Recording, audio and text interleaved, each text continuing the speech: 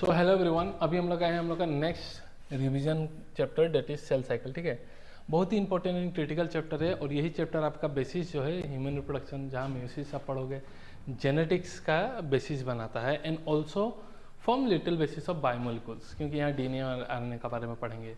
तो इस चैप्टर को मैं रिवाइज थोड़ा बायोमोलिकुल्स के रेस्पेक्ट में कराऊंगा and then I will start this chapter. Okay, cell cycle and cell division. तो सबसे पहले हम बात करें, इसमें हम पढ़ेंगे क्रोमोसोम। सो क्रोमोसोम क्या है? देखो, डीएनए आपका पता डबल स्टैंडर्ड स्ट्रक्चर है। सो डीएनए सबसे पहले क्या करता है, आपका हिस्टोन प्रोटीन के साथ मिलकर पैकिंग करना स्टार्ट करता है। और डीएनए जब हिस्टोन प्रोटीन के साथ मिल जाएगा तो उसे हम कहते हैं क्रोमाटिन। ओके, उसे हम कहते हैं क्रोमाटिन। और ये जो हिस्टोन प्रोटीन के साथ डीएनए जो पैक्ट करता है जिस पोर्शन को, उसे हम कह देते हैं न्यूक्लियोसोम। तो डीएनए हिस्टोन प्रोटीन के साथ मिलकर बना है फाइन थ्रेड लाइक स्ट्रक्चर, से क्रोमाटिन कहते हैं। ये क्रोमाटिन और कंडेंसली पैक्ट होगा with non histone chromosomal protein के साथ फर्दर, और ये यही पैकिंग करते करते क्रोमोसोम का शेप बना लेता है। मतलब जो पैक्ट होकर कंडेंस स्ट्रक्चर बनता है उसी को हम बोलते हैं क्रोमोसोम। और ये क्रोमोसोम स्ट्रक्चर मेटाफेस में बनता है। हाँ, तो इसे हम बोलते हैं मेटाफेसिक क्रोमोसोम। और बीच में काफ़ी ज़्यादा कंडेंसली पैक्ट है तो इसे हम कहते हैं सेंट्रोमियर। ऊपर वाले आर्म को कहते हैं पी, नीचे वाले को हम कहते हैं क्यू। तो इस क्रोमोसोम को हम क्रोमोसोम या फिर क्रोमाटिड भी कह सकते हैं। तो ये एक बेसिक इंट्रोडक्शन की डीएनए हिस्टोन नॉन हिस्टोन के साथ मिलकर क्रोमोसोम का शेप ले लिया मेटाफेस में पैकिंग करके। ठीक है, तो जस्ट बेसिक आइडिया कुछ देते चलता हूँ। नाउ डीएनए क्या है? डीएनए डीऑक्सीराइबो न्यूक्लिक एसिड है। मतलब ये न्यूक्लिक एसिड से बना रहता है डीएनए। अब न्यूक्लिक एसिड क्या है? न्यूक्लिक एसिड पॉलीमर है न्यूक्लियोटाइड का। न्यूक्लियोटाइड में टी है, टी मतलब ये 3 कंपोनेंट से बनाता है, nitrogenous base, pentose sugar and आपका फॉस्फेट। नाइट्रोजनस बेस फादर दो टाइप का होता है, प्यूरिन, पायरिमिडिन। प्यूरिन में आता है एजी, एडिनाइन, ग्वानिन, इसमें आता है card, cytosine, uracil and thymine. तो डीएनए में इन 5 में से नाइट्रोजनस बेस से एटीजीसी रहता है, जिसमें ए टी के साथ डबल हाइड्रोजन बॉन्ड, जी सी के साथ ट्रिपल हाइड्रोजन बॉन्ड। और आरएनए में एयूजीसी रहता है, टी नहीं रहता, यू रहता है। और इन कोर्स ऑफ इवोल्यूशन यूरासिल से थाइमिन आया, मिथाइलेशन हो गई। ये सब बायोमोलिकुल्स में पढ़ेंगे, जैसे एक रिवीजन दे रहा हूँ मैं। पेंटोस शुगर 2 टाइप का होता है, राइबोस एंड डीऑक्सीराइबोस। पहले आया था राइबोस शुगर, तो आरएनए का नाम है राइबोन्यूक्लिक एसिड। अब आरएनए काफ़ी अनस्टेबल होता है क्योंकि राइबोस शुगर में 2 नंबर पोजीशन में OH रहता है जो इसको रिएक्टिव बनाता है। तो हम लोग का डीएनए ऐसा रिएक्टिव होने से तो नहीं होगा, तो हम लोग का डीएनए को काफ़ी जल्दी इवॉल्व मतलब काफ़ी स्टेबल होना पड़ेगा। तो ये जो राइबोस शुगर था उसका 2' OH से ऑक्सीजन हट गया, तो और बाकी सब कुछ सेम रहा। तो इसी राइबोस शुगर से बना है डीऑक्सीराइबोस शुगर। ठीक है, ओके। तो ये हो गया, एंड फॉस्फेट प्रेजेंट रहेगा। और ये दो नाइट्रोजनस बेस और पेंटोस शुगर मिलकर बनाता है न्यूक्लियोसाइड। अब उसमें जब फॉस्फेट लग जाएगा तो बना देगा आपका न्यूक्लियोटाइड। ठीक है, सो नाइट्रोजनस बेस और पेंटोस शुगर मिला के बनता है न्यूक्लियोसाइड। और नाइट्रोजनस बेस पेंटोस शुगर से बीटा ग्लाइकोसाइडिक बॉन्ड से जुड़ा रहता है या फिर एन ग्लाइकोसाइडिक बॉन्ड। और इसमें जब फॉस्फेट लग जाएगा तो वो जुड़ा रहेगा फॉस्फोएस्टर बॉन्ड के साथ। तो 1, 2, 3 कंपोनेंट है ये न्यूक्लियोटाइड। यहाँ में और एक न्यूक्लियोटाइड आ जाएगा, तो 2 न्यूक्लियोटाइड आपस में जो बॉन्ड से जुड़ते हैं हम कहते हैं फॉस्फोडाइस्टर बॉन्ड। क्या बोलते हैं? Phosphodiester bond. जस्ट एक बेसिक रिवीजन दे रहा हूँ मैं related to biomolecules. So DNA histone non histone के साथ मिलकर क्रोमोसोम बना लिया। अब मैं पूछूँ ये कितना क्रोमोसोम है, तो आप एक ही बोलोगे सेंट्रोमेर। ये कितना है? एक ही क्रोमोसोम। सेंट्रोमेर ये कितना है? एक ही क्रोमोसोम है। तो सब एक ही क्रोमोसोम है, सेंट्रोमेर को देखे, ये जस्ट बता रहा हूँ मैं। ठीक है, basic. Now what is DNA replication? कॉपिंग of DNA. ये एक डीएनए है, अगर इसका 2 कॉपी बन गया रेप्लिकेट होके तो इसी को बोलोगे डीएनए रेप्लिकेशन। टर्म सुन के रखिए बस। नाउ एक मान लो ये क्रोमोसोम है और इसमें डीएनए का कंटेंट को मैं 2C पकड़ रहा हूँ, और अब मैं बोल रहा हूँ डीएनए रेप्लिकेशन हो गया, तो 2 ग्राम था तो रेप्लिकेट हो गया, कितना बनेगा? 4 ग्राम। तो 2C था तो ये देखो ये वाला कॉपी रेप्लिकेट हो गया, तो डीएनए कंटेंट कितना हो गया? 4C। बट यहाँ में कितना क्रोमोसोम? एक ही। यहाँ में भी कितना क्रोमोसोम? सेंट्रोमेर एक ही, तो एक ही क्रोमोसोम। कितना क्रोमोसोम है? एक ही क्रोमोसोम है। तो कहने का मतलब है कि जब डीएनए रेप्लिकेशन होगा सो डीएनए कंटेंट डबल हो जाएगा but chromosome number remain same. और इसे मैं क्रोमोसोम या क्रोमाटिड बोल सकता हूँ, बट इसे क्रोमाटिड नहीं बोलूंगा, ये क्रोमोसोम। अब इस इंडिविजुअल को मैं बोलूंगा क्रोमाटिड, तो इसलिए टुगेदर में इसे बोलूंगा सिस्टर क्रोमाटिड। ठीक है, ये भी एक बेसिक कंसेप्ट। तो डीएनए था, और ऐसा क्रोमोसोम को आप मोनाड क्रोमोसोम भी बोल सकते हैं। क्रोमाटिड या कैसा क्रोमोसोम? Monad chromosome. जब डीएनए रेप्लिकेशन हो जाएगा, DNA content double but chromosome number same ही है, देखो एक ही है, और ये 2 क्रोमाटिड को क्या बोलोगे? Sister chromatid. इस समय में 2 क्रोमाटिड आ चुका है, तो इसलिए मोनाड क्रोमोसोम नहीं बोलोगे, इसे बोलोगे डायड क्रोमोसोम। या फिर यूनिवेलेंट क्रोमोसोम, क्योंकि क्रोमोसोम नंबर 1 है। Very important this are term, what is monad, dyad, univalent, bivalent, ठीक है, अच्छे से बेसिक समझो चैप्टर स्टार्ट होने से पहले। सो जब यही एक क्रोमोसोम का डीएनए रिप्लिकेशन हो गया तो क्रोमोसोम एक ही है बट डीएनए कंटेंट डबल हो गया, तो अब ये दो क्रोमाटिड को सिस्टर क्रोमाटिड बोलोगे। क्रोमाटिड के रिस्पेक्ट में अब इस क्रोमोसोम को आप डायरेक्ट क्रोमोसोम बोलोगे, क्योंकि दो सिस्टर क्रोमाटिड है बट क्रोमोसोम तो एक ही है, तो इसलिए आप यूनिवेलेंट भी बोल सकते हो। और डीएनए रिप्लिकेशन में जैसे बोला क्रोमोसोम नंबर सेम रहेगा बट डीएनए कंटेंट क्या हो जाएगा, डबल हो जाने वाला है। और कुछ बेसिक्स चलते हैं। अब ये दो सेल मान लो देके रखा है क्रोमोसोम, अब बताओ इसमें से हैप्लॉइड कौन है, डिप्लॉइड कौन है। तो हैप्लॉइड और डिप्लॉइड पहचानने के लिए क्या होगा, जब क्रोमोसोम, हर क्रोमोसोम का 2 कॉपी होता है, मान लो क्रोमोसोम 7 है तो इसका भी 2 कॉपी, क्रोमोसोम 10 है तो इसका भी 2 कॉपी होना पड़ेगा। तो हर क्रोमोसोम का 2 कॉपी होता है, और वो जो क्रोमोसोम अगर पेयर में प्रेजेंट होगा ये रहा, तो इसे हम बोलते हैं डिप्लॉइड, ध्यान रखना। अब मैं पूछूं ये कैसा है, तो ये हैप्लॉइड है। देखो क्रोमोसोम 1 का एक ही कॉपी है, 3 का एक ही कॉपी है, 7 का एक ही कॉपी है, 4 का एक ही कॉपी है। तो जब क्रोमोसोम आउट ऑफ पेयर एक ही प्रेजेंट रहेगा तो इसे हम बोलेंगे हैप्लॉइड, ठीक है। तो हैप्लॉइड एंड डिप्लॉइड से ऐसे पहचानोगे आप। तो ये हैप्लॉइड है क्योंकि only 1 chromosome present out of set, और ये सेट में प्रेजेंट है तो इसे बोलोगे आपका डिप्लॉइड, ठीक है। उसके बाद ये जो क्रोमोसोम पेयर में होता है, जैसे 1-1 का 2 कॉपी, 10-10 का 2 कॉपी, 15 नंबर क्रोमोसोम का 2 कॉपी, ये जो सेट वाला क्रोमोसोम होता है इसे हम बोलते हैं होमोलोगस क्रोमोसोम। 1-1 होमोलोगस क्रोमोसोम है, 7-7 होमोलोगस क्रोमोसोम है। 1-7 या फिर 2-9 या फिर कोई भी अलग पेयर का, तो इसे बोलते हैं नॉन होमोलोगस क्रोमोसोम। तो आई होप ये कंसेप्ट भी क्लियर होगा, होमोलोगस क्रोमोसोम क्या है, नॉन होमोलोगस क्रोमोसोम क्या है।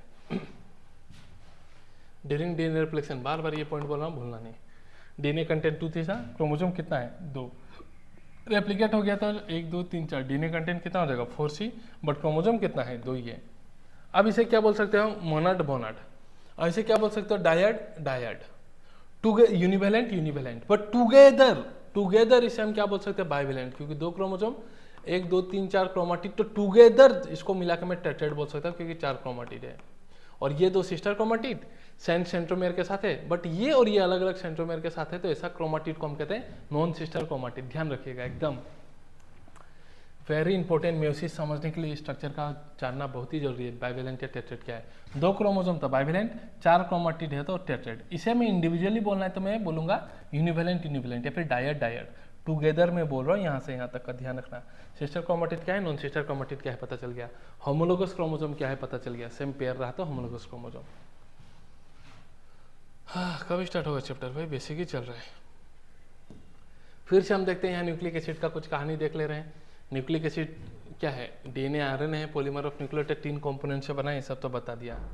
न्यूक्लियोसाइड कैसे बना है बायोमोलिक्यूल्स में देख लेंगे। न्यूक्लियोटाइड में फॉस्फेट आ जाएगा और 2 न्यूक्लियोटाइड आपस में फॉस्फोडाइस्टर बॉन्ड से जुड़ जाएगा। बेस पेयरिंग AT के साथ 2 हाइड्रोजन बॉन्ड, GC के साथ 3 हाइड्रोजन बॉन्ड, ठीक है, ये सब हम देख लेंगे। अब ये डीएनए का कुछ फीचर देखें तो डीएनए डबल हेलिकल स्ट्रक्चर है, जिसमें 1 टर्न ऑफ डीएनए को हम कहते हैं पिच ऑफ द हेलिक्स, और 1 टर्न में 10 बेस पेयर होता है, ध्यान रखिएगा। और 10 बेस पेयर का डिस्टेंस होता है 34 आर्मस्ट्रॉन्ग या फिर 3.4 नैनोमीटर, 10 का बीच में। सो 2 का बीच में, अगर यहाँ से यहाँ तक 34 है तो 2 का बीच में कितना होगा 3.4 आर्मस्ट्रॉन्ग, नैनोमीटर में 3.4 नैनोमीटर था 10 के बीच में, तो 2 के बीच में कितना होगा 0.34 नैनोमीटर। ये डायमीटर होता है 20 आर्मस्ट्रॉन्ग। और ये डीएनए का लेंथ निकालना या फिर कोई भी डीएनए का लेंथ निकालना तो हम क्या करेंगे, number of base pair into distance between base pair रहा। तो ये सब कुछ फॉर्मूला से क्वेश्चन से आप करोगे। ठीक है, ये जस्ट बेसिक बता दिया। चारगफ रूल, जो चारगफ थे उन्होंने डबल स्टैंडर्ड डीएनए को स्टडी किया और उन्होंने देखा कि डबल स्टैंडर्ड डीएनए में ए मान लो 20 है ना, तो टी भी 20 ही होगा, क्योंकि ए तो हमेशा टी के साथ पेयरिंग करता है। जी अगर 30 है तो सी भी हमेशा 30 ही होगा, क्योंकि जी सी के साथ करता है ट्रिपल हाइड्रोजन बॉन्ड के साथ। तो इन्होंने भी बोला कि नंबर ऑफ ए जितना होगा टी भी उतना होगा, जी जितना होगा सी भी उतना होगा, only for double standard DNA, this is not applicable for RNA. कोई भी अगर जेनेटिक मटेरियल है और उसमें अगर चारगफ रूल फॉलो नहीं हो रहा है तो तुम समझना वो डीएनए नहीं आरएनए है। और number of pyrimidine A plus purine G हमेशा इक्वल होगा सी प्लस टी में, नंबर ऑफ प्यूरिन और pyrimidine हमेशा इक्वल होगा। ये याद रख लेना, चारगफ रूल है डबल स्टैंडर्ड डीएनए के लिए। सो अगर एक डबल स्टैंडर्ड डीएनए में ए 20% है तो जीसीसी कितना होगा, ए 20 है तो टी भी 20 होगा, तो 20 20 40, 40% गया 100 में से बचा कितना 60, तो उसमें भाग कर दो, जी को 30 दे दो, सी को 30 दे दो, तो देखो हो गया आंसर। अब प्यूरिन का ए और जी क्या था प्यूरिन, तो 20 + 30 कितना 50, पायरिमिडिन क्या था, T प्लस सी, 20 + 30 50, तो देखो हमेशा इक्वल होता है। प्यूरिन और पायरिमिडिन भी डबल स्टैंडर्ड डीएनए के लिए, चारगव का स्टडी, ठीक है। फिर ये सब आप निकाल लेना, ये सब क्वेश्चन फिर से हम करेंगे बायोमोलिक्यूल्स में और डिटेल में, डोंट वरी। मेरे को बस यहाँ सेल साइकिल स्टार्ट करने से पहले, वो समझाने से पहले मेरा वो मुद्दा था यूनिवेलेंट, मोनोड, डायड, टेट्राइड, बाइवेलेंट, ये सब मतलब समझाने का। क्रोमोसोम क्या है, क्रोमाटिड, क्रोमाटिन, न्यूक्लियोसोम, वो सब बेसिक समझाने के लिए। वो अगर क्लियर तो अब स्टार्ट करते हैं। सेल साइकिल क्या है देखिए ये एक सेल है, ये सेल क्या है, एक सेल है तो क्या डायरेक्टली डिवाइड करेगा, नहीं। एक सेल डिवाइड अगर डायरेक्टली करेगा तो कैसे इक्वल डिवीजन होगा। मान लो यहाँ में कोई एक ऑर्गेनल था, ये कोई दूसरा ऑर्गेनल है, तो कट गया ना, इक्वली कहाँ भाग हुआ। तो एक सेल डिवाइड होने से पहले सबसे पहले क्या करेगा, अपने आप को ग्रो करेगा, अपना कंटेंट को डबल करेगा ताकि इक्वली वो भाग हो पाए। तो सबसे पहले सेल डिवाइड करने से पहले अपने आप को प्रिपेयर करता है, उस प्रिपरेटरी स्टेज में वो ग्रो करता है, सारा कंटेंट को डबल करता है, तो उस फेज को हम बोलते हैं इंटरफेस। तो सेल डिवाइड करने से पहले अपने आप को प्रिपेयर करेगा, उसे क्या बोलोगे, इंटरफेस। जब देखो ये इसका 2 कॉपी हो गया, इसका 2 कॉपी, डीएनए भी 2 कॉपी हो गया, अब इजीली ये भाग हो जाएगा। तो पहले अपने आप को सेल डिवाइड करने से पहले प्रिपेयर करता है, उसके बाद डिवीजन होगा, तो इस डिवीजन फेज को कहते हैं एम फेज। माइटोसिस के लिए ये एम है माइटोटिक फेज, मियोसिस के लिए ये एम है मियोटिक फेज। तो सेल साइकिल में डायरेक्टली सेल डिवाइड नहीं करेगा, पहले अपने आप को प्रिपेयर करेगा और तब जाके डिवाइड करेगा, और प्रिपेयर करने में बहुत वक्त लगता है। सेल साइकिल का 95% से भी ज़्यादा समय प्रिपरेटिव फेज में चला जाएगा। एक बार रेडी तो डिवाइड करने में तो वक्त भी नहीं लगता, लेस देन 5% समय लगता है, ठीक है। तो सेल साइकिल कैसा इवेंट है, हर एक लाइन याद रखना, सीक्वेंशियल इवेंट है। ऐसा नहीं कि पहले डिवाइड और बाद में ग्रो करेगा, नहीं, पहले ग्रो, रेडी, देन डिवाइड। तो सीक्वेंशियल इवेंट है जहाँ सेल ग्रो करता रहेगा, और साइटोप्लाज्म का ग्रोथ कंटिन्यूअसली चलते रहता है, ठीक है। तो साइटोप्लाज्म का ग्रोथ हमेशा होता ही रहेगा, एंड इवेंचुअली वो 2 डॉटर सेल में डिवाइड हो जाएगा। और सेल साइकिल जो है वो जेनेटिक कंट्रोल में होता है, हम कहते हैं ये डिवीजन, क्योंकि इस डिवीजन को कंट्रोल करता है, आपका रेगुलेट करता है proteins, cyclins and cyclin dependent kinase protein control करता है सेल साइकिल का रेगुलेशन को, PYQ है, बाद में भी पढ़ाऊंगा, डोंट वरी। तो ये लोग कंट्रोल करता है। तो प्रोटीन है, तो प्रोटीन किससे बनेगा, डीएनए, डीएनए से आरएनए बनेगा, डीएनए से आरएनए बनने को आप बोलते हो ट्रांसक्रिप्शन, आरएनए से बनेगा प्रोटीन। तो अल्टीमेटली प्रोटीन खुद नहीं बनता, डीएनए से ही बनता है। तो डीएनए क्या जेनेटिक मटेरियल, इसलिए हम बोलते हैं कि it is under genetic control, ठीक है। तो ये एक इंट्रोडक्टरी बात था सेल साइकिल का। तो जैसे कि मैंने बोला सेल साइकिल का इंटरफेस होता है, या फिर इसे प्रिपरेटरी फेज कहते हो, सेल प्रिपेयर करता है, या फिर रेस्टिंग फेज कहते हो। रेस्टिंग फेज इसलिए कहते हो कि सेल रेस्ट नहीं करता, रेस्टिंग फेज कहते हैं क्योंकि वहाँ डिवीजन नहीं हो रहा, 95% ऑफ समय खा जाता है। और एम फेज जहाँ एक्चुअल डिवीजन होता है, लेस देन 5% ऑफ टाइम खाता है।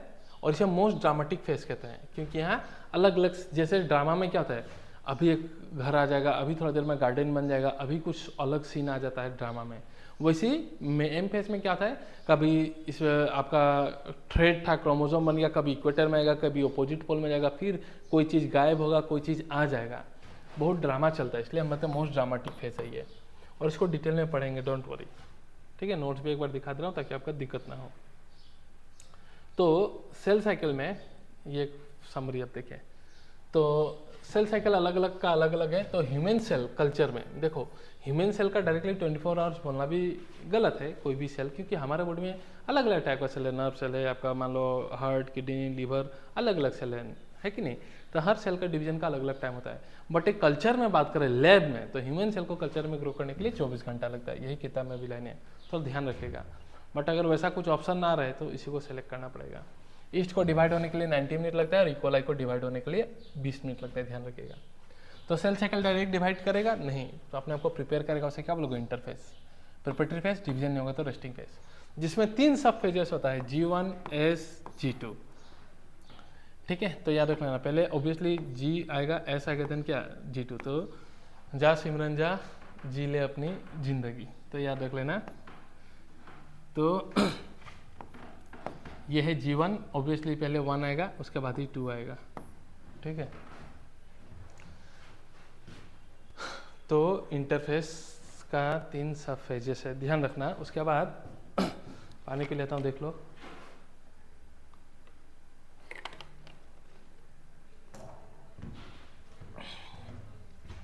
तो 95% ऑफ द समय चला जाता है, आपको पता है। उसका एक्चुअल डिवीजन एम फेज होता है, विच इज लेस देन 5%। तो एम फेज में डायरेक्टली आपका क्या होता है, जब सेल एक रेडी हो चुका है डिवाइड के लिए, तो डायरेक्टली वो डिवाइड नहीं होता, सबसे पहले सेल का न्यूक्लियस डिवाइड करता है। एक बार न्यूक्लियस डिवाइड कर लिया, बाद में साइटोप्लाज्म डिवाइड होकर 1 से 2 बना लेगा। तो न्यूक्लियस डिवीजन को हम क्या कहते हैं? कार्योकाइनेसिस। तो पहले न्यूक्लियस डिवीजन करेगा। एंड कार्योकाइनेसिस में फर्दर 4 फेजेस होता है। पीमेट से याद रख लेना, प्रोफेस, मेटाफेस, एनाफेस, टेलोफेस। एक बार आपका न्यूक्लियस डिवाइड हो गया, देन साइटोप्लाज्म डिवाइड होगा और उसका डिवीजन को साइटोकाइनेसिस कहते हैं। ये फ्लो चार्ट है, ध्यान रखना है। एनिमल में जो साइटोप्लाज्म का डिवीजन होगा, जो मान लो न्यूक्लियस डिवाइड हो गया तो साइटोप्लाज्म का डिवीजन बाहर से आके अंदर की तरफ आके पिंच ऑफ कर देगा, तो इसे हम कहते हैं फारो फॉर्मेशन। प्लांट का केस में क्या होता है, ये प्लांट का सेल है, उनका सेल वाल होता है, ये रहा सेल मेम्ब्रेन और बाहर में सेल वाल, तो बाहर से अंदर नहीं आ सकते। तो यहाँ में क्या होता है, अंदर में ही गोल्जी बॉडी और ट्यूबुलिन प्रोटीन अंदर से बाहर की ओर डिपोजिट होके जाते हैं और इसको 1 से 2 कर देंगे। तो इसके केस में हम कहते हैं cell plate formation. This is just summary, will go in detail, don't worry. अब G1 S एंड G2 में क्या होता है, तो G1 को हम गैप वन फेज भी कहते हैं, ये लॉन्गेस्ट फेज है। इसमें ज़्यादातर ऑर्गेनेल डुप्लीकेट करता है, आरएनए और प्रोटीन भी सिंथेसिस होगा। फिर S मतलब सिंथेटिक फेज, याद रख लेना, इसमें डीएनए रेप्लिकेट करेगा, हिस्टोन भी करेगा और सेंट्रियोल भी डुप्लीकेट करेगा। सेंट्रियोल कहाँ डुप्लीकेट करेगा? साइटोप्लाज्म में। डीएनए कहाँ होता है? न्यूक्लियस में। एंड G2 या गैप 2 फेज में क्या होगा, mitochondria, chloroplast and Golgi body ये सब डुप्लीकेट होगा। प्रोटीन सिंथेसिस होगा, ट्यूबुलिन प्रोटीन, तभी तो स्पिंडल फाइबर बनेगा। ठीक है, तो अब देखो प्रोटीन बोलोगे यहाँ भी बन रहा है, देखो प्रोटीन तो यहाँ भी बन रहा है, हिस्टोन प्रोटीन यहाँ भी बनेगा। बट अगर आपको नीट में पूछ दे इन तीनों में से प्रोटीन कहाँ बनता है, तो अकॉर्डिंग टू एनसीईआरटी आप इसको प्रायोरिटी दोगे G2 को। बट स्टेटमेंट पूछे क्या यहाँ बनता है, तो हाँ बनता है, क्या यहाँ बनता है, तो बनता है। ये सब PYQ है। ठीक है, तो इंटरफेस का हमने कहानी देख लिया सेल साइकिल का। अब नेक्स्ट हम देखेंगे एम फेज का कहानी। ठीक है, उससे पहले कुछ और बेसिक चीज हम आ जाते हैं कि ह्यूमन सेल कल्चर में कितना था, 24 आवर्स, ईस्ट का 90 मिनट्स, इकोलाई का 20 मिनट्स। माइटोसिस का और मेयोसिस का मतलब क्या होता है? देखिए, माइटोसिस का मतलब होता है इक्वेशनल डिवीजन। मान लीजिए एक सेल में यहाँ 46 क्रोमोसोम है, तो माइटोसिस में 1 से 2 डिवाइड करेगा तो यहाँ भी 46 पहुंचेगा, यहाँ भी 46 पहुंचेगा, इक्वेशनल। मान लीजिए यहाँ में n है 46, n इक्वल टू 46, तो यहाँ में भी n इक्वल टू 46 होगा, n इक्वल टू 46 होगा। तो माइटोसिस में 2 आइडेंटिकल डॉटर सेल बनता है, एकदम सेम, इक्वेशनल डिवीजन होता है वो। ठीक है, और माइटोसिस कहाँ कहाँ होगा? माइटोसिस एनिमल में होगा, कहाँ में होगा? डिप्लॉइड सोमेटिक सेल में होगा, हमारे बॉडी में हो रहा है सोमेटिक सेल में। बट क्या सिर्फ डिप्लॉइड में होगा? नहीं, हैप्लॉइड में भी होता है। जैसे मेल हनी भी वो हैप्लॉइड है, तो वहाँ में भी माइटोसिस होकर ही गैमेट बनता है, क्योंकि ड्रोन n होता है, तो वहाँ से स्पर्म भी n बनना है, तो क्या प्रोसेस चलेगा? माइटोसिस। ध्यान रखना है सब। प्लांट में कहाँ होता है? तो प्लांट में डिप्लॉइड सेल में होता है, और हैप्लॉइड सेल में होता है, क्या होता है ना हैप्लॉइड सेल में, हमने पढ़ा था ना प्लांट किंगडम में, एल्गी, ब्रायोफाइट, ये सब में क्या होता है आपका? हैप्लॉइड सेल में माइटोसिस चलता है। ठीक है, टेरिडोफाइट में भी होमोस्पर्स में जब प्रोथेलस से सब बनता है तो हाँ प्लांट में चलता है, तो चलता है लोअर प्लांट्स में। और मेयोसिस का मतलब क्या है? रिडक्शन डिवीजन, और ये हमेशा डिप्लॉइड सेल में ही होगा, याद रख लेना। और मेयोसिस हमेशा एक स्टेप नहीं 2 स्टेप में होकर रहता है। पहले मेयोसिस 1 होगा, तो मान लो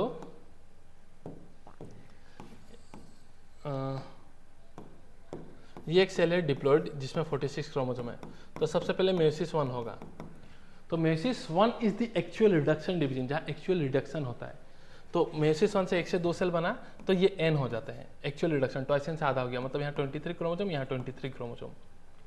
तो मेयोसिस 1 से 1 से 2 बना। अब ये मेयोसिस 2 करेगा, और ये भी मेयोसिस 2 करेगा, मेयोसिस 2 डिटेल में देखेंगे, डोंट वरी, मैं जस्ट समरी दे रहा हूँ, मेयोसिस 2। ठीक है, अब meiosis 2 is similar to mitosis, equational division. तो अब यहाँ n इक्वल टू 23 है, तो यहाँ से जो 2 सेल बनेगा, इससे जो 2 सेल बनेगा सेम होगा, n n n n equal to 23 equal to 23। तो meiosis 2 is similar to mitosis, actual reduction division is meiosis 1। ठीक है, एक्चुअल रिडक्शन है मेयोसिस 1, मेयोसिस 2 तो माइटोसिस की तरह सिमिलर है। और एक सेल का मेयोसिस, ये तो हमेशा डिप्लॉइड सेल में ही होकर होगा। तो एक डिप्लॉइड सेल का मेयोसिस होने से मेयोसिस 1 और मेयोसिस 2 करके अल्टीमेटली 4 हैप्लॉइड सेल बनता है। कितना? 4, ध्यान रखिएगा। ओके, तो ये भी कुछ बेसिक था। सेम चीज, माइटोसिस मतलब क्या, मेयोसिस मतलब क्या, एवरीथिंग। ठीक है, अब माइटोसिस का इंटरफेस में क्या होता है वो भी हमने सब देख लिया। माइटोसिस का इंटरफेस में क्या होता है वो भी हमने देख लिया। अब हम नेक्स्ट चलेंगे एम फेस। ठीक है, एम फेस जी नोट का कहानी रह गया था, एक बार उसको फिर देखते हैं। नहीं, एम फेस कंप्लीट कर लेते हैं, फिर देखते हैं हम। एम फेस देख ही लेते हैं, कन्फ्यूजन ना हो इसलिए मैं फिर से ला दे रहा हूँ।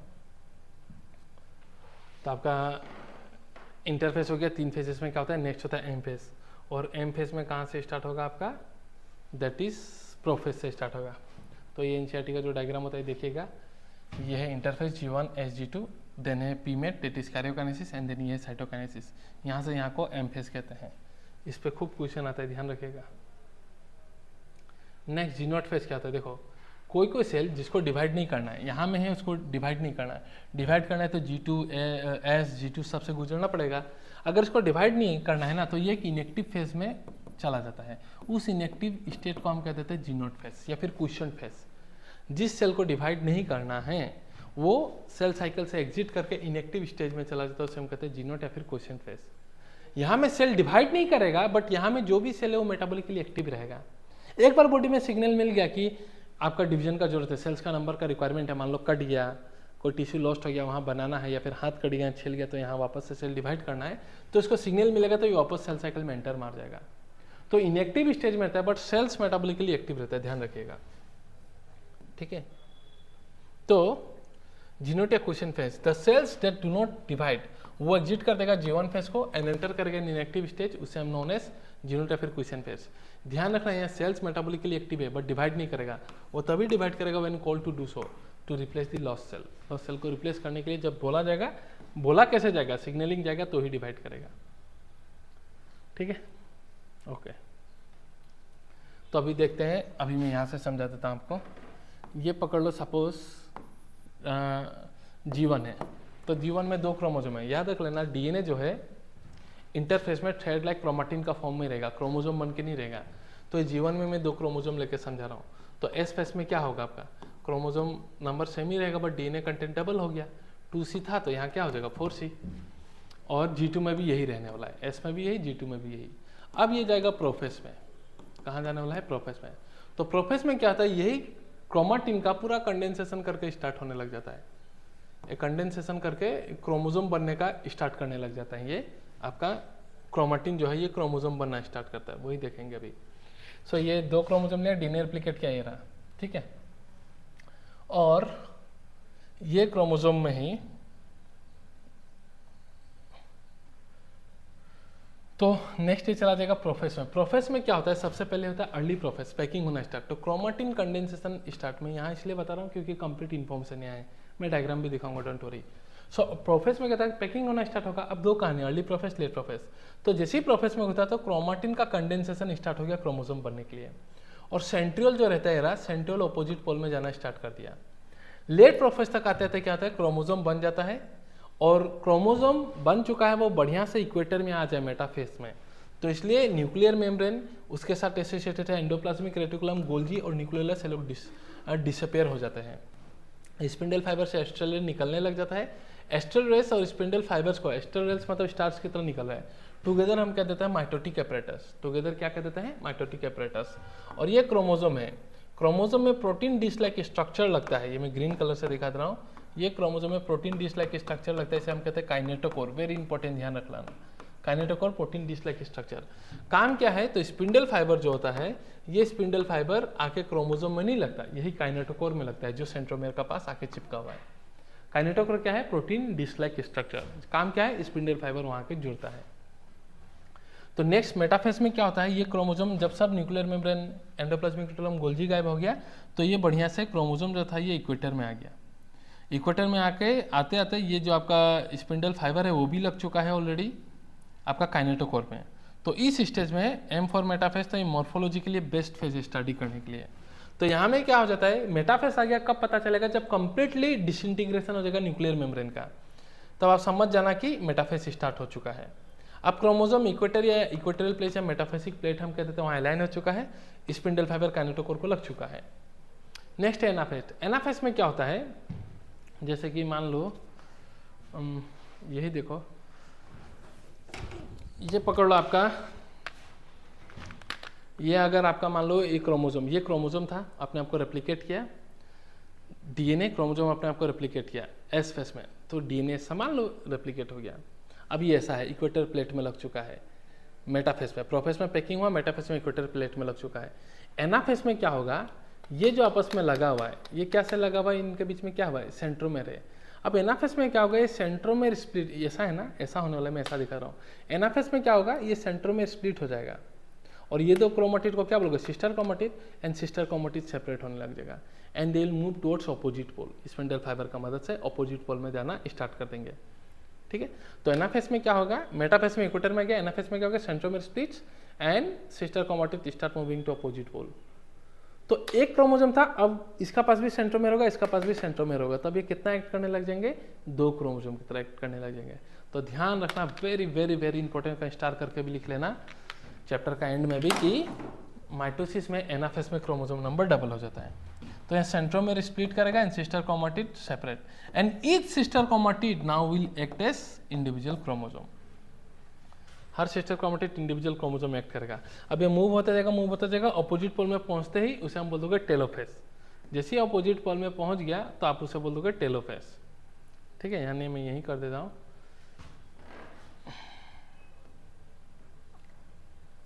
तो ये अपोजिट पोल में मूव होना स्टार्ट हो गया। जैसे ही अपोजिट पोल में आ जाएगा, अपोजिट पोल में जैसे ही आ गया ये क्रोमोसोम, अपोजिट पोल में पहुंच गया, तो that marks the beginning of telophase. और telophase is reverse of prophase, ध्यान रखना, मैं नोट कहीं दिखा दूंगा।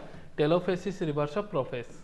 प्रोफेस में क्या होता, कंडेंसेशन स्टार्ट होता है ना, क्रोमोसोम पैक करना स्टार्ट होता है क्रोमेटिन, ताकि क्रोमोसोम बने। यहाँ क्रोमोसोम डीकंडेंसेशन करेगा ताकि अपना आइडेंटिटी लॉस्ट कर देगा, ठीक है, क्योंकि अभी इसको वापस से डिवाइड होकर फिर से जीवन में घुस जाने वाला है। और जीवन का इंटरफेस में कैसा होता है, थ्रेड लाइक रहता है। तो वहाँ कंडेंसेशन था, तो यहाँ डीकंडेंसेशन होने लग जाएगा, डीकंडेंसेशन। वहाँ में endoplasmic reticulum, nucleus, endo, Golgi body and nucleus, nuclear envelope गायब हुआ था, तो हमें सब रिपेयर हो जाएगा। क्या होने वाला है, रिपेयर होने वाला है। तो डीकंडेंस होकर आइडेंटिटी लॉस्ट कर देगा और सारा चीज़ें रिपेयर हो जाएगा टेलोफेस में। उसके बाद जाकर साइटोकाइनेसिस हो जाएगा। प्लांट है तो सेल प्लेट फॉर्मेशन, एनिमल है तो फारो फॉर्मेशन, ठीक है। सो टेलोफेस इज रिवर्स ऑफ प्रोफेस, जहाँ में डीकंडेंसेशन होगा, क्रोमोसोम अपोजिट पोल में पहुंच के डीकंडेंस होगा, ये सब चीज़ें रीअपेयर हो जाएगा। उसके बाद जाके साइटोकाइनेसिस आपका स्टार्ट हो जाएगा, ठीक है, साइटोकाइनेसिस।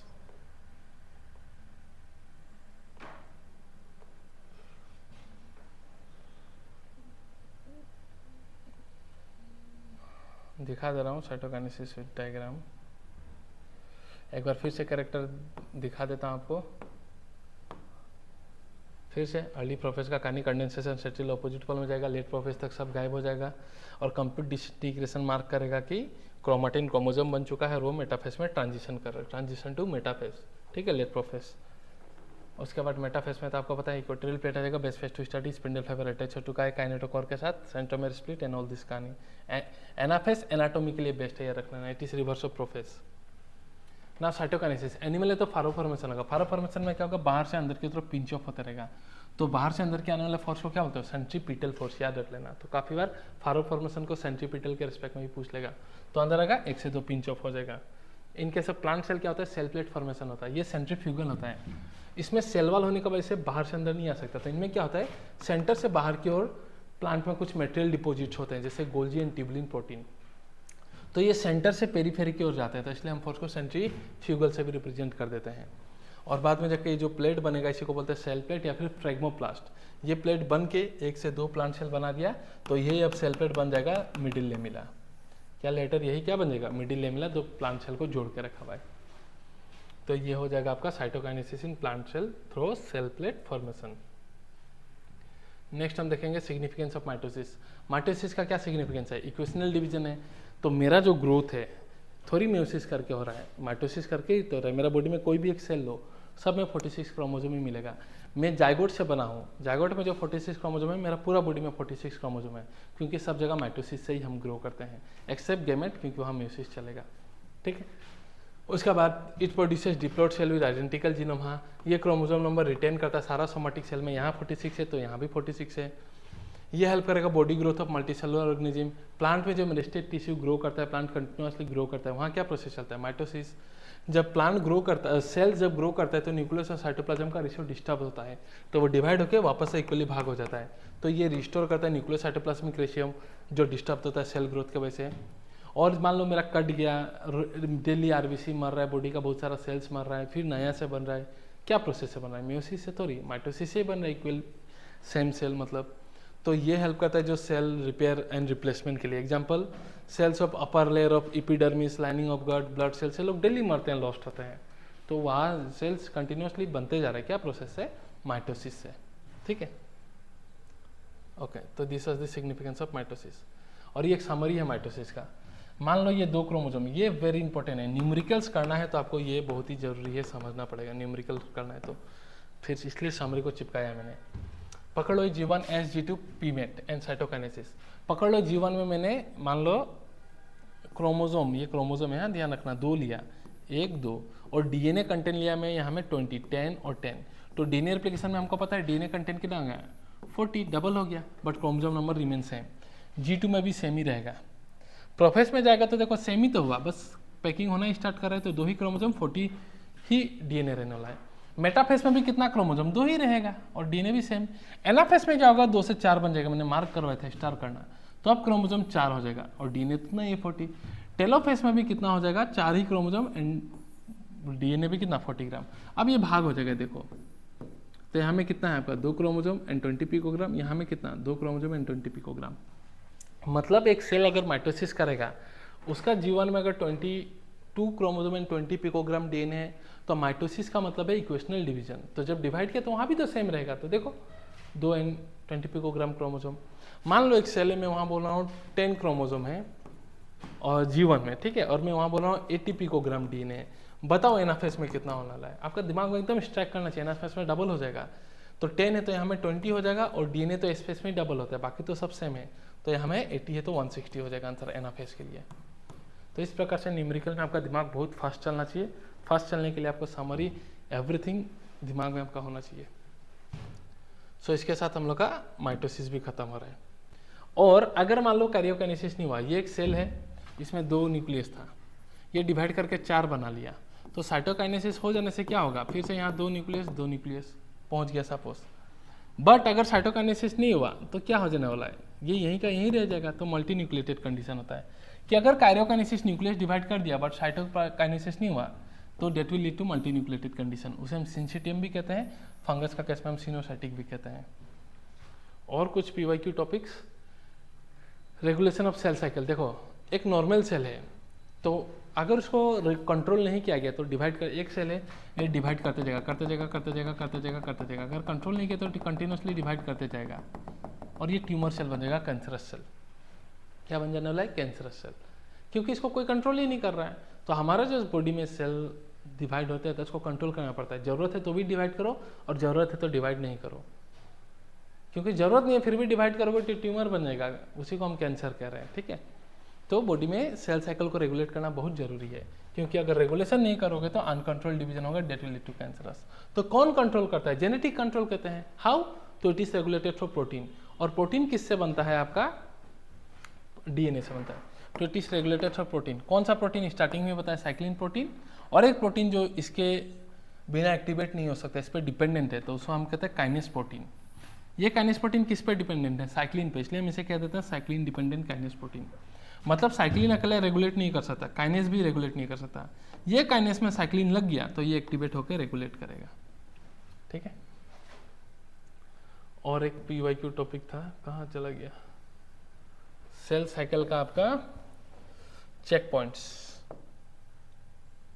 ओके, देखो सेल साइकिल में जैसे मान लो आज गुवाहाटी में कोई किसी ने बोल दिया कोई हेवी ड्रग्स लेके जा रहा है बहुत बड़ा अमाउंट में, या फिर मान लो बम फूटने वाला है, तो पुलिस हर जगह नाकाबंदी करेगा कि नहीं, चेक करेगा कि नहीं।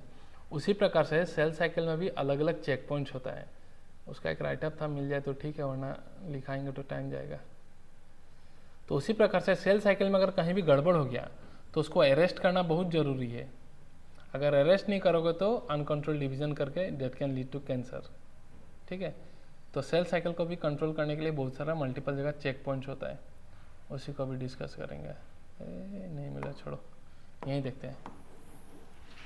तो सपोज ये है G1, ये पकड़ लो S, ये है G2, फिर ये P M A T, और ये साइटोकाइनेसिस, इसे बोलोगे कैरियोकाइनेसिस। टुगेदर यहाँ से यहाँ को बोलोगे एम फेस, तो सेल साइकिल में एक सेल का अगर जीवन में सब कुछ बढ़िया एकदम सब कुछ डबल कर लिया, मान लो डीएनए रेप्लिकेशन होगा एस फेस में, बट रेप्लिकेशन करने के लिए क्या क्या प्रोटीन चाहिए, हेलिकेस प्रोटीन चाहिए, जो भी प्रोटीन चाहिए, डीएनए पॉलीमरेज चाहिए, सब कुछ जीवन में बन के रेडी है कि नहीं। अगर सब कुछ रेडी है तो ही ना आगे बढ़ना चाहिए, वरना तो लाभ नहीं है। तो एक चेक पॉइंट होता है यहाँ में, G1S चेक पॉइंट हम कहते हैं, ठीक है, जो चेक करेगा अगर सब ओके है तो ही जाने देगा, अगर ओके नहीं है तो यहीं अरेस्ट कर लेगा। अरेस्ट करके क्या करोगे, रिपेयर करने का कोशिश करेगा, रिपेयर नहीं हुआ तो वो सेल अपने आप मर जाएगा, एपोप्टोसिस कहते हैं हम, नेचुरली बॉडी में सेल डेथ हो जाएगा। कब होगा, जब सब ओके है तो पास होने देगा, ओके नहीं है तो ठीक करने का कोशिश करेगा, फिर भी ठीक नहीं हुआ तो मेरे बॉडी में मैकेनिज्म स्टार्ट हो जाएगा उस सेल को किल करने के लिए, उसी के लिए स्टैंडर्ड टर्म होता है एपोप्टोसिस, ध्यान रखना। तो एक चेक पॉइंट यहाँ है नंबर 1। दूसरा चेक पॉइंट होता है G2M के बीच में, M फेस और G2 के बीच में। अब यहाँ से यहाँ सब, यहाँ से पास हो गया, यहाँ से यहाँ सब ओके है तो ही M फेस में घुसने देगा। तो G2M चेक पॉइंट नहीं हुआ तो सेम प्रोसेस चलेगा। और एक है metaphase anaphase checkpoint, metaphase anaphase checkpoint. आपको पता है एनाफेस में क्या होने वाला है, आपका सिस्टर क्रोमेटिड ये सेपरेट होने वाला है कि नहीं, ये सिस्टर क्रोमेटिड सेपरेट होगा अपोजिट पोल में जाने के लिए। और इसको सेपरेशन के लिए एक इंपॉर्टेंट प्रोटीन होता है anaphase promoting complex, very important, याद रख लेना, एनाफेस प्रोमोटिंग कॉम्प्लेक्स। अगर एनाफेस प्रोमोटिंग कॉम्प्लेक्स नहीं है तो ये सेपरेट नहीं होगा। तो ये मेटाफेस है और ये एनाफेस है, तो क्या एनाफेस जाना चाहिए, क्योंकि यही इसको सेपरेट करेगा। अगर यही नहीं है तो क्या एनाफेस में इसको जाना चाहिए, नहीं। तो अगर एनाफेस नहीं रहेगा तो ये क्रोमोसोम सेपरेट नहीं होगा, सेपरेट नहीं होगा तो मेटाफेस में ये रेस्ट करके रख लेगा। तो this are the checkpoints. एक बढ़िया राइटअप था, अब राइटअप तो नहीं है तो मैंने जितना बोला, अगर आपके पास कॉपी में है तो ठीक है, नहीं है तो जैसे जो एक्सप्लेन किया टाइम ले लेके आप उसको कीजिए। तो इसके साथ हम लोग का mitosis is over, very simple concept, ठीक है। अब हम डिस्कस करेंगे म्यूसिस के बारे में। तो बिफोर स्टार्टिंग म्यूसिस कुछ पढ़ लेते हैं। ये ऑलरेडी देख लिया, म्यूसिस को रिडक्शन डिवीजन बोलते हैं क्योंकि क्रोमोसोम नंबर हाफ हो जाता है डॉटर सेल में। एक सेल का म्यूसिस से 4 हैप्लॉइड सेल बनता है, ये भी देख लिया। और जिस सेल में म्यूसिस हमेशा डिप्लॉइड सेल में होगा, और जिस सेल में म्यूसिस होगा उसे म्यूसाइट कहते हो, ठीक है। और ये सिर्फ डिप्लॉइड सेल में ही होकर होगा, क्या बनने के लिए, गेमेट बनने के लिए। 4 हैप्लॉइड सेल बनेगा ऐसे रिजल्ट ऑफ म्यूसिस।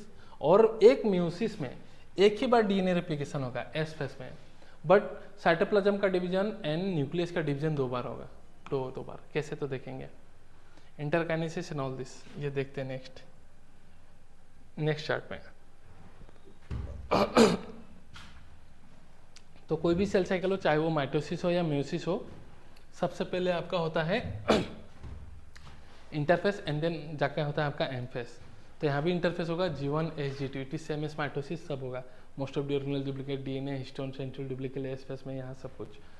उसके बाद आता है एम फेस, एम मतलब यहाँ म्यूटिक फेस। तो यहाँ में क्या होता है, मैंने जैसे बोला 2 होता है, एक होता है म्यूसिस 1 और फिर दूसरा होता है म्यूसिस 2। तो म्यूसिस 1 में भी वही होगा, पहले न्यूक्लियस देन साइटोकाइनेसिस, फिर होगा म्यूसिस 2, उसमें भी पहले न्यूक्लियस एंड देन साइटोकाइनेसिस। तो दोनों में कन्फ्यूजन ना हो और माइटोसिस के साथ भी कन्फ्यूज ना हो, इसलिए यहाँ वर्ड 1 लगा देते हैं और यहाँ 2 लगा देते हैं। वरना मैं आपको एनाफेस बोल दूँ तो आप माइटोसिस समझोगे, मैं बोल दूँ एनाफेस 1 तो आप सोचोगे म्यूसिस का एनाफेस 1 का बात कर रहा है, ठीक है। इसलिए ये कन्फ्यूजन ना बोल के, इसलिए कैरियोकाइनेसिस में भी कैरियोकाइनेसिस 1 बोलेंगे, तो पूरा पीमेट को पीमेट 1 बोलेंगे, prophase 1, metaphase 1, anaphase 1, telophase 1 and cytokinesis 1। And यहाँ में भी कैरियोकाइनेसिस 2 बोलेंगे, prophase, metaphase, anaphase, telophase 2 and cytokinesis 2। अब prophase 1 is the very longest stage and mitosis से भी बहुत ही बड़ा है। क्यों? क्योंकि इनमें 5 सब स्टेजेस हो रहे हैं। और इसको याद रखने के लिए एक लाइन याद रख लेना, लो जो PDF दे दिया, leptotene, zygotene, pachytene, diplotene and diakinesis, ये आप लाइन सीरियली ध्यान रखिएगा, ठीक है। तो ही जाके इसका जो भी इवेंट हो आप आराम से कर पाओगे। ये एग्जाम में सीरियली अरेंज करने को भी आता है कि प्रोफेस 1 का सब फेजेस आप सीरियली अरेंज करो। हम देखेंगे कि इसमें क्या कहानी होता है, डोंट वरी। और म्यूसिस 1 जब हो गया, एक सेल टॉयसन था, एक्चुअल रिडक्शन डिवीजन यही होता है, मैंने बोला NN हो गया, तो म्यूसिस 1 हो गया, तब ये म्यूसिस 2 जाएगा। तो म्यूसिस 2 जाने से पहले एक शॉर्ट इंटरवल का ड्यूरेशन होता है, उसे हम कहते हैं interkinesis. Interkinesis is same as, तो interkinesis is interval between meiosis 1 and meiosis 2। यहाँ में सब कुछ इंटरफेस की तरह सेम होगा, सिर्फ डीएनए रेप्लिकेट नहीं करेगा, ध्यान रखना। इसलिए अभी थोड़ा देर पहले हमने बोला था कि म्यूसिस में एक ही बार डीएनए रेप्लिकेट करेगा बस यहाँ, और 2 बार साइटोकाइनेसिस, कैरियोकाइनेसिस होगा, ठीक है। तो बस, तो अब म्यूसिस में क्या होने वाला है सबसे पहले, तो म्यूसिस में हम सबसे पहले हम स्टार्ट करेंगे म्यूसिस 1, इंटरफेस तो सेम है, कहानी पता चल गया। एम फेस में मेयोसिस 1, उसमें भी पहले कार्योकाइनेसिस 1 का हम प्रोफेस 1 देखेंगे। प्रोफेस 1 में भी क्या देखेंगे, लेप्टोटीन से कहानी स्टार्ट करेंगे। कहानी स्टार्ट होगा लेप्टोटीन से, ठीक है। एरा देखते हैं। सो लेप्टोटीन में क्या होता है, क्रोमोसोम लिपटना स्टार्ट होता है, क्योंकि इंटरफेस में क्रोमाटिन थ्रेड की फॉर्म में है तो वो पैकिंग होना स्टार्ट हो गया, लिपटना, याद करना। तो यहाँ में कंडेंसेशन ऑफ क्रोमाटिन स्टार्ट हो गया और ये आपका विजिबल हो जाता है लाइट माइक्रोस्कोप में, ध्यान रखना। ये लाइट माइक्रोस्कोप में विजिबल होता है और इस स्टेज में ये बुके की तरह दिखता है। फूल का बुके होता है ना, तो बुके स्टेज भी कह देता है, PYQ है, ध्यान रखना। फिर जाइगोटिन में जेड का अगर उल्टा कर दो तो ऐसा बन जाता है। तो जाइगोटिन में एस होगा, मतलब यहाँ साइनेप्सिस होता है। साइनेप्सिस मतलब क्या देखो ये क्रोमोसोम था, इससे पहले मैं इधर ला देता हूँ, बेटर समझ लोगे क्या कहना चाह रहा हूँ। तो यहाँ मैं 2 क्रोमोसोम लेके समझाए, पकड़ो इंटरफेस को। हाँ देखो, ये क्रोमोसोम, ये क्रोमोसोम, ये क्रोमोसोम, ये G1 है। तो हमको पता है एस फेस में क्या होगा, डबल हो गया, ये लो, और G2 में भी यही रहेगा। अब यही प्रोफेस में जाएगा तो इसी का पैकिंग होकर लेप्टोटीन में ऐसा लिपटना स्टार्ट हो गया है। देखो लेप्टोटीन में। जाइगोटिन में क्या होगा, ये 2 ये क्रोमोसोम 1 है तो ये भी क्रोमोसोम 1 है, या जो भी होमोलोगस होगा वो होमोलोगस क्रोमोसोम का पेयरिंग होना स्टार्ट होता है जाइगोटिन में। पेयरिंग होगा स्टार्ट होगा, आपस में पेयर करना स्टार्ट करेंगे थोड़े प्रोटीन कॉम्प्लेक्स, इसे हम कहते हैं साइनोप्टिनिमल कॉम्प्लेक्स, और इसी फिनोमिनन को हम कह देते हैं आपका साइनेप्सिस, जो कि जाइगोटिन में होगा। तो जेड का उल्टा एस, तो ये साइनेप्सिस यहाँ होगा। What is synapsis, pairing of homologous, non homologous नहीं, होमोलोगस क्रोमोसोम। और कौन करवाएगा, प्रोटीन कॉम्प्लेक्स, साइनोप्टिनिमल कॉम्प्लेक्स। तो इस स्टेज में देखो ये इस स्ट्रक्चर को ही हम क्या बोलते हैं, 2 क्रोमोसोम है तो बाइवेलेंट, 4 क्रोमेटिड तो टेट्राहेड बन जाता है, बट क्लियरली विजिबल नहीं होगा। बनेगा कहाँ, जाइगोटिन में, क्लियरली विजिबल होगा पैकाइटिन में, ध्यान रखना। तो साइनेप्सिस होगा pairing of homologous chromosome through synaptonemal complex, तो टेट्राहेड या बाइवेलेंट बन गया, नॉट क्लियरली विजिबल, बन गया बट विजिबल नहीं है। वो विजिबल कब होगा, पैकाइटिन में। पैकाइटिन में क्या होगा, PCR याद रख लेना। तो पैकाइटिन में C से क्रॉसिंग ओवर होता है, रिकॉम्बिनेशन भी कहते हैं क्योंकि जेनेटिक एक्सचेंज होगा, एंड यहाँ में R से याद रख लेना, रिकॉम्बिनेशन नोड्यूल भी बनता है। क्या बनता है, रिकॉम्बिनेशन नोड्यूल। तो ये अब क्या है, ये होमोलोगस, ये होमोलोगस, ये 2 नॉन सिस्टर। तो एक क्रोमोसोम था, एस फेस में रेप्लिकेट किया, लेप्टोटीन में लिपटने लगा, जाइगोटिन में पास आया, पैकाइटिन में ये क्रॉसओवर हो जाएगा। तो ये 2 सिस्टर क्रोमेटिड, ये 2 सिस्टर क्रोमेटिड।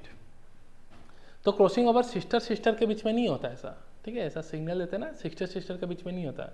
फिंगर क्रॉस कुछ इवेंट होने से देते हैं ना, ये मत कर लेना। एग्जाम में ऐसा सिखाया कुछ याद आया तो एकदम finger crossing over between sister chromatid मत कर देना कथा सब। तो क्रॉसिंग ओवर किसके बीच में होगा, ये 2 सिस्टर, ये 2 sister, between non sister chromatid.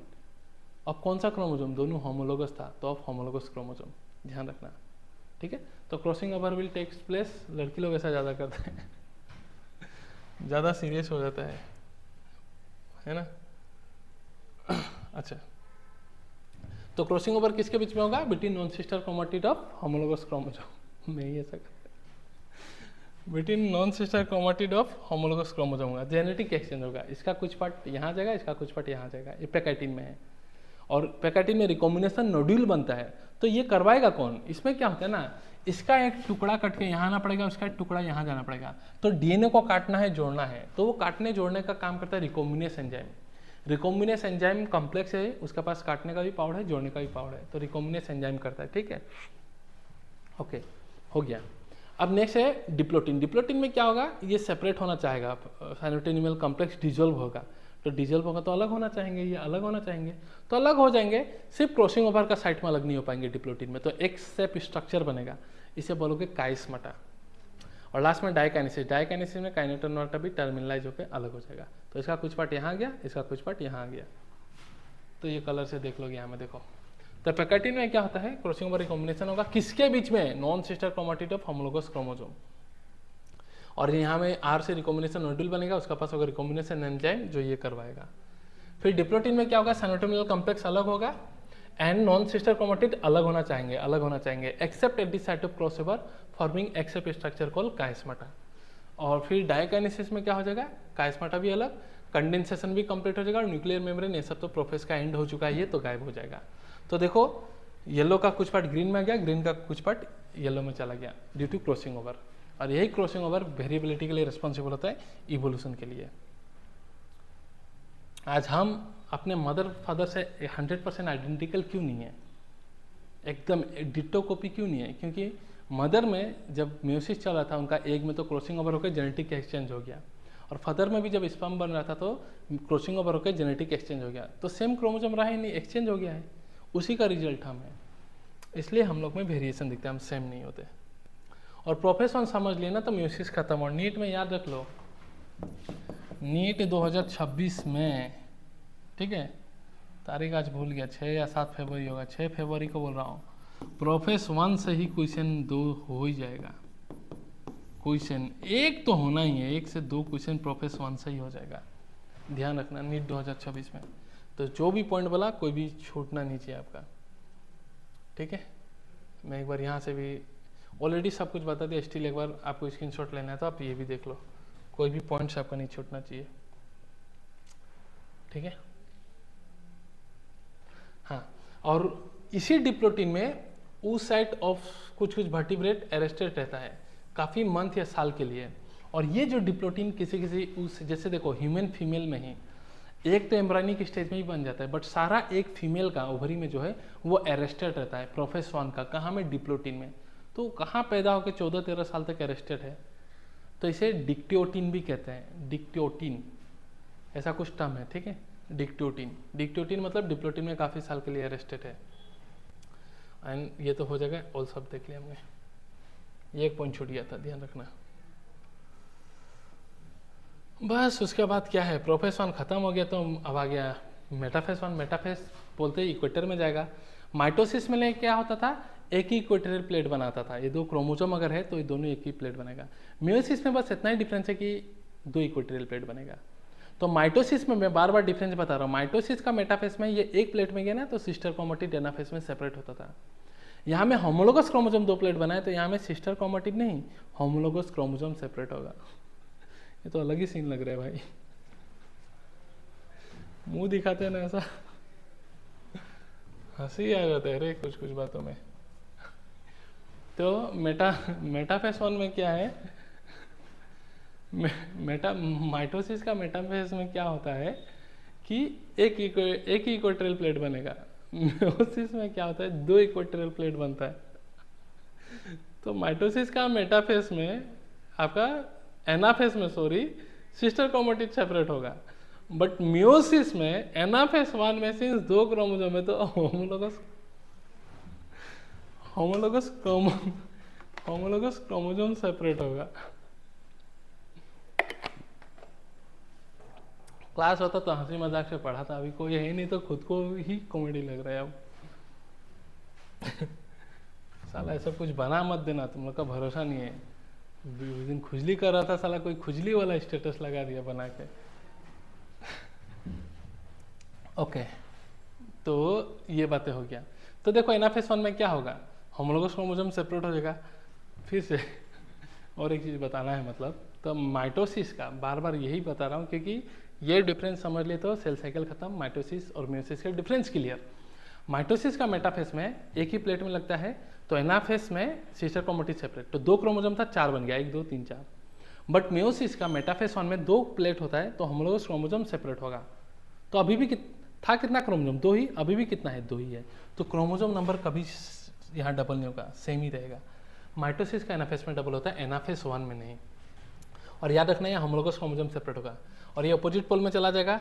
तो यहाँ में देखो ऐसा, ये क्रोमोसोम को आप क्या कहते हो, डायट, तो हम बोलते हैं डायट्स ऑफ सेल हो गया है, क्रोमोसोम अपोजिट पोल में पहुंच गया, जो गायब होता है वापस आ गया और इसका डीकंडेंसेशन स्टार्ट हो चुका टेलोफेज में। बट कंप्लीटली अपना आइडेंटिटी लॉस नहीं करेगा माइटोसिस की तरह, डीकंडेंसेशन होगा बट नॉट कंप्लीटली। क्यों? क्योंकि अब इसको साइटोकाइनेसिस 1 करके वापस से म्यूसिस 2 करना ही है, इसलिए पूरा कंप्लीटली डीकंडेंस नहीं होगा, स्टार्ट करेगा बट कंप्लीटली नहीं होगा। इंटरकाइनेसिस शॉर्ट ड्यूरेशन है म्यूसिस 1 और बीच के, तो सेम एस इंटरफेस, बट यहाँ में डीएनए रिप्लिकेशन नहीं होगा, ध्यान रखना, वेरी इंपॉर्टेंट। और म्यूसिस 2 क्या है, प्रोफेस 2 की तरह है। फिर से मैं यहाँ दिखा रहा हूँ, G1 में मैंने कितना लिया था, 2 लिया था, और S और G2 में भी कितना हो गया, यही तो था S और G2 में अभी जो समझा रहा था। और ये म्यूसिस 1 किया, म्यूसिस 1 करने के बाद इसमें ये पहुँचा दिया, ये रहा क्रोमोसोम, 2 था तो 1 1 पहुँचा दिया, तो एक्चुअली रिडक्शन डिवीजन म्यूसिस 1 में हो गया। अब यही म्यूसिस 2 करने प्रोफेस 2 करने गया, ये देखो तो एक ही क्रोमोसोम दिखा रहा है, तो मेटाफेस में एक ही इक्वेटोरियल प्लेट बनाएगा। अब since meiosis 2 is similar to mitosis, तो यहाँ का मेटाफेस में सिस्टर क्रोमेटिड सेपरेट होगा, तो यहाँ का एनाफेस 2 में क्रोमोसोम नंबर डबल होगा, वेरी इंपॉर्टेंट। ये देखो एक था अब 2 हो गया, तो क्रोमोसोम नंबर यहाँ डबल होगा, क्रोमोसोम नंबर डबल होगा कहाँ, एनाफेस 1 ना 2, एनाफेस 2, वेरी इंपॉर्टेंट। और टेलोफेज में अपोजिट पोल में जाएगा, आइडेंटिटी लॉस कर लेगा, जो गायब होता है वो वापस आ गया, साइटोकिनेसिस 2 करके डिवाइड कर जाएगा। तो वहां में भी एक क्रोमोसोम था, अब यहाँ में भी एक क्रोमोसोम है, बस। सिग्निफिकेंस ऑफ म्यूसिस क्या है, ये क्रोमोसोम नंबर को कंजर्व करता है ईच स्पेसिस में। इसका मतलब क्या है, देखो इसका मतलब ये है कि मान लो मेरा बॉडी सेल में कितना क्रोमोसोम है, 46। मान लो मेरा स्पर्म अगर माइटोसिस से बनता तो स्पर्म में कितना क्रोमोसोम होता, 46। फीमेल में भी एक बनता तो कितना क्रोमोसोम होता, 46। तो हमारा जो बच्चा बनता उसमें कितना क्रोमोसोम होता, 92। ऐसा होता है क्या, नहीं। हमारे में क्या होता है, 46 क्रोमोसोम, तो एक स्पर्म बनता है म्यूसिस से, तो कितना क्रोमोसोम होगा, 23। एक भी बनेगा क्या से, म्यूसिस, तो उसमें भी कितना होगा, 23। और इनका फ्यूजन होकर बच्चा बनेगा जाइगोट, तो उसमें कितना होगा, 46। तो इसका बात कर रहा है, ये क्रोमोसोम मेंटेन का बात कर रहे हैं। तो मेंटेन करता है क्रोमोसोम नंबर हर स्पेसिस में, ठीक है। It causes genetic variation crossing over के वजह से, जिसके वजह से आपका वेरी इंपॉर्टेंट है इवोल्यूशन के लिए, इवॉल्व होने के लिए, ठीक है। So lead to variation due to crossing over, evolution के लिए जरूरी है। Only way to produce gamete in diploid organism, haploid नहीं। ये अगर ये दे देगा हैप्लॉइड के लिए तो गलत, क्योंकि हैप्लॉइड में मेल हनी बी में माइटोसिस से भी बनता है, लोअर प्लांट में माइटोसिस से भी बनेगा। It maintain chromosome number in diploid organism, इसे पैराडॉक्स ऑफ म्यूसिस कहते हैं। पैराडॉक्स ऑफ म्यूसिस क्यों कहते हैं, क्योंकि म्यूसिस का मतलब हम क्या बोलते हैं, रिडक्शन डिवीजन। तो एक तरफ बोलता है रिडक्शन डिवीजन और दूसरा तरफ बोलता है कि क्रोमोसोम नंबर डिप्लॉइड में मेंटेन करके रखता है 46। तो हाँ भाई, मेंटेन करके भी रखता है और रिड्यूस भी करवाता है, तो इसलिए इसे पैराडॉक्स ऑफ म्यूसिस कहते हैं। एक क्वेश्चन है, देखो कितना म्यूटिक डिवीजन चाहिए 40 सीड बनाने के लिए। देखो सीड फर्टिलाइजेशन का बाद बनता है ना, ओव्यूल जाके आपका सीड बनेगा। तो 40 सीड बनाने के लिए 40 पोलन ग्रेन चाहिए एंड 40 एग चाहिए। तो एक मेगास्पर्म मदर सेल का म्यूसिस होने से एक ही एग बनता है, तो 40 एग बनाने के लिए 40 म्यूसिस चाहिए।